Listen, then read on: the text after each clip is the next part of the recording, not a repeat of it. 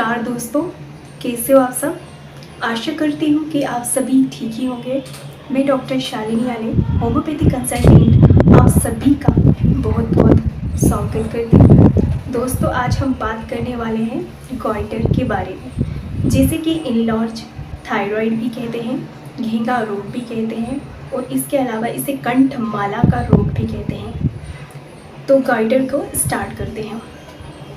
तो दोस्तों, गॉइटर में होता क्या है कि ये जो आप पिक्चर में देख रहे हो उसमें थायराइड ग्लैंड है या ग्लैंड आपकी गर्दन के फ्रंट में पाई जाती है और या बटरफ्लाई शेप की होती है, छोटी सी स्मॉल ग्लैंड होती है और या हार्मोन्स का प्रोडक्शन करती है और इन हार्मोन्स का उपयोग किया जाता है आपकी बॉडी के फंक्शन को रेगुलेट करने में।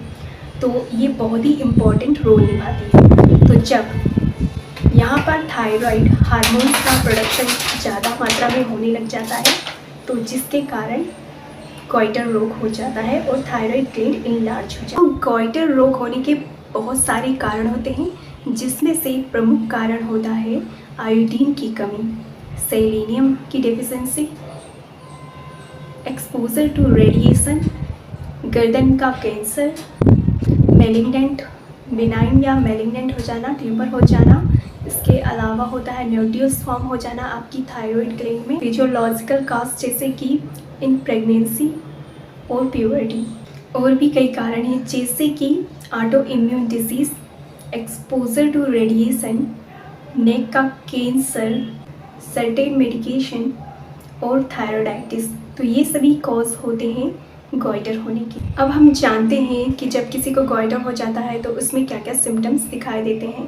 तो उस पेशेंट में सिम्टम्स ये दिखाई देते हैं कि उसकी गर्दन में सूजन आ जाती है, उसे किसी चीज़ को निगलने में और ब्रीदिंग में प्रॉब्लम होती है, डिफ़िकल्टी फेस करना पड़ता है, उसे ज़्यादा से ज़्यादा कफ प्रोड्यूस होता है और पेशेंट की आवाज़ बैठ जाती है, उसे खांसी ज़्यादा से ज़्यादा आती है। जब पेशेंट अपने सर से हाथ को ऊपर ले जाता है तो उसे चक्कर आने लग जाते हैं, उसके थ्रोट में उसे टाइटनेस फील होता है। तो ये सभी सिम्टम्स हमें गॉइटर रोग के पेशेंट में दिखाई देते हैं। दोस्तों, होम्योपैथी मेडिसिन नेचुरल सब्सटेंस से बनाई जाती है, ये सेफ़ होती है, हर्बल होती है और इसके कोई भी साइड इफ़ेक्ट नहीं होते हैं। तो यह आपकी गॉइटर की रोग को जड़ से ख़त्म करने में सक्षम होती है, इसलिए इसे आप जरूर यूज़ कीजिए। होम्योपैथी मेडिसिन में सबसे पहली मेडिसिन है बेलाडोना मेडिसिन।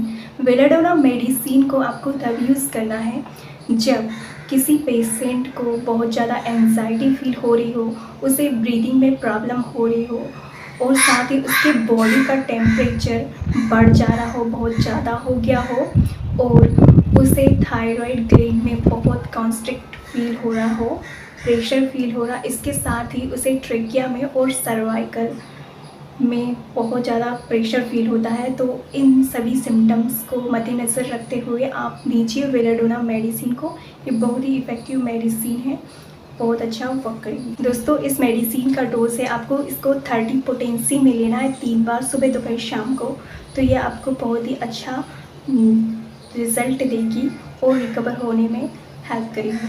तो सेकंड बेस्ट मेडिसिन हमारी, पेशेंट में ये सिम्टम्स देखने को मिलते हैं कि पेशेंट को बहुत ज़्यादा स्वेटिंग होती है, उसकी पूरी बॉडी में बहुत ज़्यादा उसे पसीना आता है, ट्रेमर्स आते हैं, हाथ पैरों में झुनझुनियाँ आती है, साथ में उसे नंबनेस फीलिंग होती है, सुन्नपन फील होता है और इसके अलावा उसे बार बार यूरिन पास होती है।